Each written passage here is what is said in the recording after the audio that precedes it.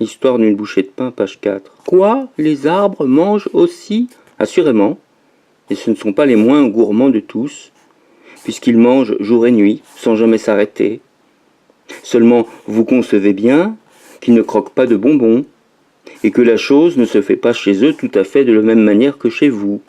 Et encore, vous serez étonnés, je vous en préviens d'avance, quand vous verrez tous les points de ressemblance qui existent entre eux et vous à ce sujet-là. Mais nous en reparlerons plus tard. Convenez qu'il n'y a pas beaucoup de contes de fées qui soient plus merveilleux que l'histoire de cette tartine de confiture qui devient petite fille, de cette pâtée qui devient chat, de cette herbe qui devient bœuf. Je dis l'histoire parce que c'est toute une histoire en effet, et vous devez bien penser que cela ne se fait pas d'un coup. Vous avez peut-être entendu parler de ces admirables machines dont on se sert en Angleterre, qui reçoivent par un bout le coton en paquet, tel que vous le voyez dans la ouate, et qui le rendent par l'autre bout en belle toile fine, toute pliée, toute empaquetée, prête à être livrée aux marchands. Eh bien, vous avez au-dedans de vous une machine bien plus admirable encore, qui reçoit de vous votre tartine et vous la rend changer en ongles, en cheveux, en os, en chair et en bien d'autres choses encore, car il y a 1000 choses dans votre corps qui ne se ressemblent pas du tout et que vous fabriquez constamment sans le savoir. Et c'est bien heureux, car que deviendraient les petites filles s'il leur fallait penser du matin au soir à tout ce qui est à faire dans leur corps, comme leurs mamans sont obligées d'avoir toujours dans la tête tout ce qui est à faire dans la maison.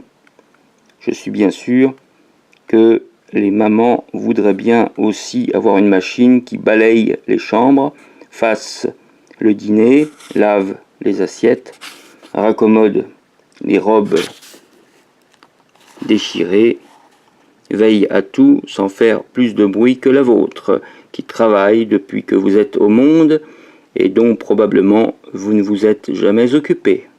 Page 5. Cette machine enchantée, vous n'êtes pas la seule qui la possédiez. Votre chat en a une aussi, et le bœuf aussi, et tous les animaux. Elle leur rend à tous le même service qu'à vous, et de la même manière. Toutes ces machines sont sur le même modèle, seulement avec des changements d'un animal à l'autre. Vous verrez plus tard que ces changements sont juste en rapport avec les différents genres de travail à faire dans chaque animal. Par exemple, dans le bœuf qui lui donne à travailler de l'herbe, la machine n'est pas tout à fait la même que dans le chat qui lui donne à travailler de la viande. Ainsi, dans nos fabriques, toutes les machines à filer sont faites d'après la même idée, mais il y a un arrangement tout particulier pour celle qui file le coton, un autre pour celle qui file la laine, un autre pour le lin, et ainsi de suite. Et puis il y a encore autre chose. Vous avez probablement remarqué déjà de vous-même, sans qu'on ait eu besoin de vous le dire, que tous les animaux ne se valent pas, ou du moins, pour mieux parler, qu'ils n'ont pas reçu tous les mêmes avantages. Le chien, par exemple, cet animal si intelligent et si bon, qui lit votre pensée dans vos yeux et qui aime son maître, comme il serait quelquefois à désirer que tous les petits-enfants aimassent leurs parents. Le chien est sans contredit supérieur à la grenouille, avec ses gros yeux bêtes et son petit corps gluant qu'elle cache dans l'eau sitôt qu'on vient.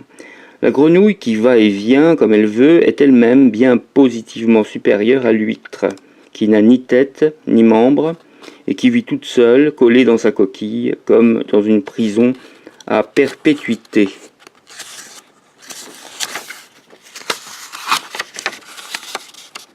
Or la machine en question se trouve aussi dans l'huître et dans la grenouille, comme dans le chien.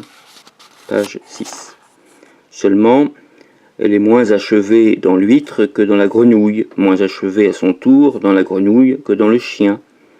À mesure qu'on descend d'un animal à l'autre, en allant du supérieur à l'inférieur, on trouve qu'elle va toujours en diminuant, perdant ici une de ses parties, plus bas, une autre. C'est toujours la même, mais arrivée en bas, nous aurions toutes les peines du monde à la reconnaître, si nous ne l'avions pas suivie depuis le haut, si nous n'avions pas assisté, pour ainsi dire, à toutes les pertes qu'elle a faites en chemin.